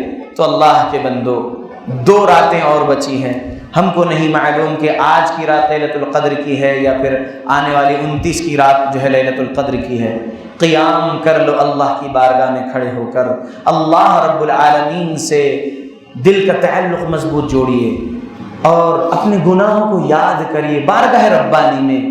اپنی زندگی میں ہوش سنبھالنے سے لے کر اب تک میں نے یہ گناہ کیا، میرے اللہ میرے گناہوں کو آپ بخش دیجئے، آپ معاف کر دیجئے اللہ، اور مجھے پاک و صاف کر دیجئے گناہوں سے، مجھے تقوی کا لباس پہنا دیجئے اور مجھے تقوی والے اعمال کرنے والا بنائیے اے اللہ، تاکہ میں آپ سے اور آپ کی جہنم سے ڈرتے ہوئے اعمال کرنے والا بن جاؤں اپنی موت تک۔ یہ اللہ سے کہیے، اللہ بخش دیں گے انشاءاللہ گناہوں کو۔ اللہ کے بندو، اللہ کے نبی صلی اللہ علیہ وسلم کی حدیث، اللہ کے نبی صلی اللہ علیہ وسلم کا عمل عائشہ رضی اللہ عنہ بیان کرتے ہیں کہ كان النبي صلی اللہ علیہ وسلم اذا دخل العشر شد مئزره واحيا ليله وايقظ اهله۔ یہ حدیث صحیح بخاری حدیث نمبر 2024 ہے۔ ترجمہ اس حدیث کا ہے کہ جب کبھی اللہ کے نبی صلی اللہ علیہ وسلم رمضان کے آخری عشرے میں داخل ہوتے ہیں تو آپ اپنی تہبند کو کس لیتے ہیں اور آپ پوری 10 راتوں کو جاگتے ہیں، یعنی جاگتے تھے، اور آپ اپنے اہل و عیال کو بھی اپنے ساتھ لے لیتے تھے۔ کس چیز کے لیے؟ شاپنگ کے لیے یا عبادت کے لیے؟ آج فلاں جگہ کی حریص کھائیں گے اور کل فلاں جگہ کی فلاں ڈش کھائیں گے، رمضان فوڈ فیسٹیول ہے اس لیے وہاں جا کے وہ کھائیں گے، اس کے لیے نہیں نا؟ سبحان اللہ۔ تحروا لیلۃ القدر بولے اللہ کے نبی صلی اللہ علیہ وسلم، لیلۃ القدر کو تلاش کرو بولے 5 تاخراتوں میں۔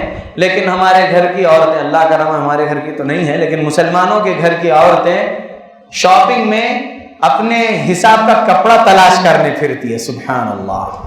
تو یہ نہ کرنے پائیں ہمارے گھر کی عورتیں اور ہم لوگ، ایسا نظام اپنے گھر کا بنائیے اے مردو، اللہ سے ڈرتے ہوئے، قرآن و حدیث کا علم حاصل کرتے ہوئے، تقوی کے ساتھ، قرآن حدیث کے علم پر تقوی کے ساتھ عمل کرنے والے بنیے۔ اپنے گھر والوں کو بھی اپنے ساتھ اللہ کی عبادت کے لیے ساتھ میں لے لیجئے، اللہ رب العالمین سے ڈرتے ہوئے۔ یاد رکھیے آپ اللہ کے دین کو ترجیح دیں گے، اس دنیا میں آپ خوش رہیں گے انشاءاللہ، اور موت اس حالت میں آئے گی کہ انشاءاللہ رب کے فرشتے آئیں گے اور آپ کو خوشخبری دیتے ہوئے جنت کی آپ کی روح قبض کر کے لے جائیں گے۔ اللہ رب العالمین کے بندو، وقت تھوڑا بچا ہوا ہے رمضان کا، ایام بہت تھوڑے بچے ہوئے رمضان کے، بس اس میں اپنی مغفرت اللہ سے کروا لو۔ اپنے زندگی میں جو گناہ کرتے تھے ان گناہوں سے باز آ جاؤ۔ رات ہو رمضان کی یا دن، یا غیر رمضان کی رات ہو یا دن، کبیرہ گناہوں سے بچا لو اپنے آپ کو، اللہ رب العالمین انشاءاللہ جنت دیں گے۔ صغیرہ گناہ آپ کے اللہ رب العالمین معاف کر دیں گے انشاءاللہ۔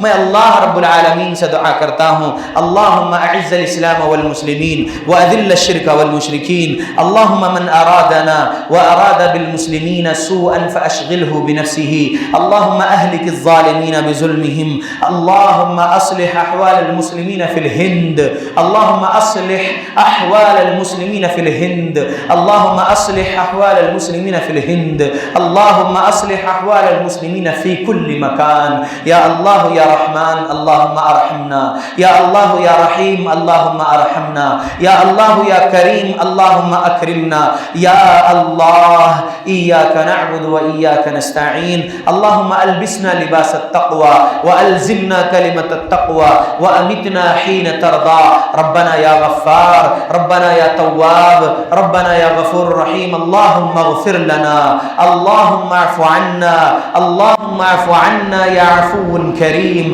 اللہم یا رحمان، اللہم یا وہاب، اللہم آتی نفوسنا تقواها، اللہم آتی نفوسنا تقواها وزکیها انت خیر من زکاها، انت ولیها ومولاها، اللہم آتنا في الدنيا حسنة وفي الآخرة حسنة وقنا عذاب النار ربنا يا غفار ربنا تقبل منا إنك أنت السميع العليم وتب علينا إنك أنت التواب الرحيم وآخر دعوانا عن الحمد لله رب العالمين.